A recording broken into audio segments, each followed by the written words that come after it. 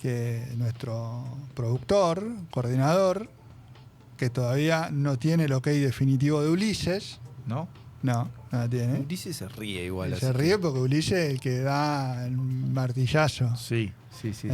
Chauchi. El que baja el martillo, ¿a favor o en contra? Bueno. Sí. Levanta los pulgares, pero pasa que después hace como Julio César, lo empieza a torcer. No. Y depende del público, es un populista, Ulises. Depende del público. Bueno, además de productor y otras especies, no tomé el mate todavía. Tome. Va a tener una columna semanal, en principio, ¿no? En principio semanal. Bueno, Así es. ¿de qué va a ir? Y la columna, bueno, yo estoy terminando la licenciatura en Ciencia Política, además soy diplomado en Comunicación y Marketing Político. Me gustaría ser diplomado. Sí. Estudié filosofía y bueno, también me interesa mucho la literatura, el cine y demás elementos más culturales. Y la columna, por lo general voy a utilizar algún elemento cultural, como puede ser una película, un cuento, un poema, etcétera, para analizar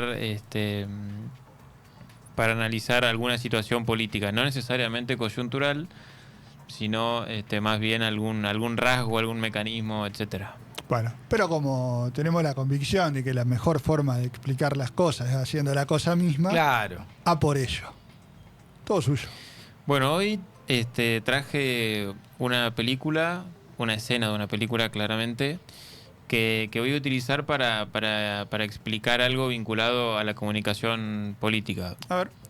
La película que elegí es Scarface, en español Cara Cortada, es una película de 1983 de Brian De Palma. Brian De Palma también tiene otra película muy conocida como es Carrie, no sé si tuvieron la oportunidad de verla. Bueno, Los clásicos. Clásicos, exactamente. Yo vi Scarface varias veces y siempre intento utilizar algunas lecturas políticas de las películas, aunque a veces no necesariamente el director lo quiera expresar de esa manera. Claro. Más allá de que Scarface sí, digamos, tiene todo un guiño al sueño americano, el mundo es tuyo y demás. Yo creo que la política es algo bastante humano. Por lo general, algunos estudios vinculados a la ciencia política, a la academia, algunos datos métricos, quizá me resultan un poco más complejos para analizar la política que estos fenómenos más culturales. Entonces, bueno, cuento brevemente la película. Lo tenemos al gran Al Pacino, que hace de Tony Montana. Tony Montana es un inmigrante cubano que llega a Miami, obviamente está en la clase más baja, pero es un tipo que a partir de una frase que es "el mundo es tuyo", que De Palma ahí nos quiere vender un poco el sueño americano, a partir de eso él entra en negocios oscuros, mafia, etcétera. Es un criminal y logra llegar a la cúspide de la mafia de Miami. Desde luego que, bueno, a través de ese trayecto ocurren un montón de cosas que le van mostrando, le van dando ciertos presagios de que quizá lo que él soñaba o esa cúspide a la que él quería ascender no era lo que le iba a dar felicidad. Entonces quiero ir a una escena creo bastante memorable para la historia del cine, donde Tony Montana va a un restaurante con su esposa Elvira. Era una relación un poco fea, un poco tensa, hoy diríamos una relación tóxica. Exactamente. Ambos también con problemas con las drogas, mucho maltrato y demás. Bueno, Tony Montana y Elvira van a comer a un restaurante muy elegante, donde hay gente que los rodea, muy civilizada, todos educados y demás. Tony Montana, desde luego, un inmigrante cubano que era criminal, clases bajas. Y son como nuevos ricos, digamos. Exactamente. Y no tenía quizás los mejores modales para estar en un lugar como ese. Bueno, comienza a discutir muy fuerte con su pareja en el restaurante. Hay un escándalo total. La pareja le arroja, Elvira le arroja comida, además. Bueno, es todo un desastre. la pareja se va, Tony Montana se para y ve que todo el mundo alrededor, toda esa gente civilizada, lo mira. Lo mira con expresión de asco, con expresión de ¿qué haces acá?, etcétera. Bueno, Tony Montana se para, se va y antes de irse se señala el pecho y dice: ustedes necesitan a alguien como yo. Necesitan un culpable, necesitan a alguien a quien señalar. Primero que nada me pareció una escena que me hizo pensar mucho acerca de esto, ¿no? De los buenos, de los malos y demás. Y automáticamente se me vino una lectura quizá política de la escena, ¿no? Esto de los buenos y los malos me pareció un poco interesante como metáfora. Yo creo que en la política argentina, en estos últimos tiempos, siempre hemos tenido un malo, ¿no? Siempre ha habido por ahí un culpable. Más allá de que esto es un mecanismo universal, no podemos decir que Argentina es el único país que polariza o que rivaliza. Estados Unidos, por ejemplo, es mucho más complejo en ese sentido. Pero bueno, yo que tengo 25 años, desde que nací, desde que consumo política y demás, he visto esta división, esta grieta, como se dice, y ha sido algo que me ha llamado mucho la atención. Entonces decidí utilizar a Tony Montana como esta metáfora del enemigo, ¿no? De este enemigo que se necesita para señalarlo y para decir ahí está el culpable, una suerte de chivo expiatorio. A partir de ahí hice una selección, desde luego arbitraria, de algunos enemigos que se han construido en la historia argentina muy breve, ¿no?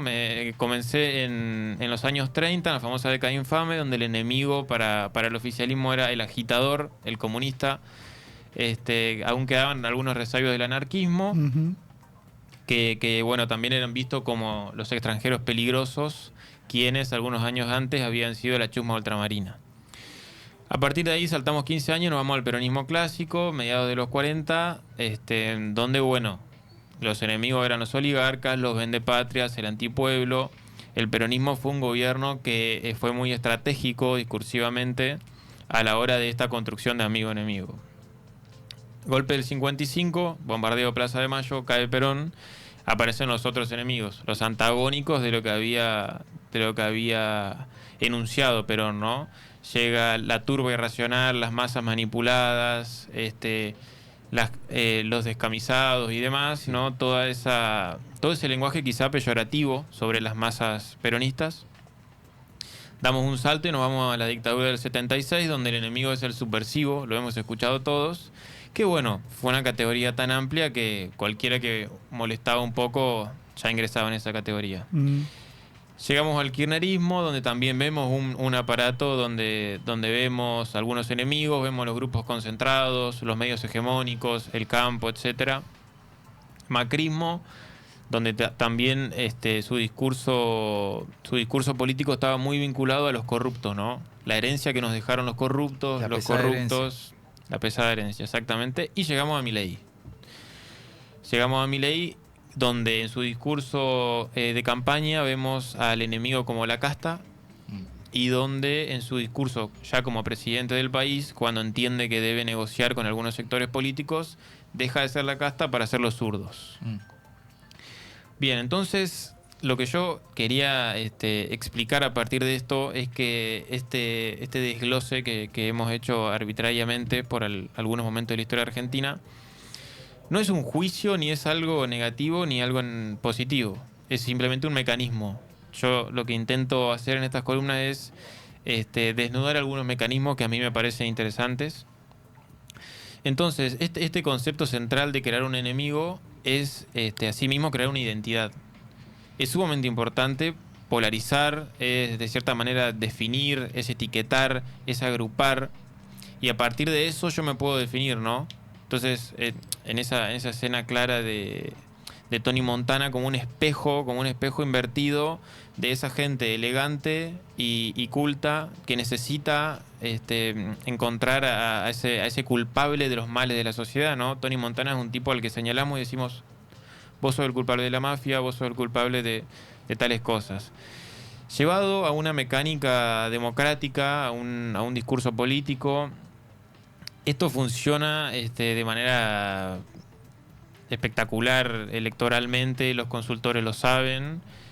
Y también es muy importante explicar que yo a veces, en un tiempo quizá anterior, estaba muy enojado con los consultores políticos porque yo decía, ustedes saben lo que están haciendo, ustedes saben que están rivalizando a la sociedad.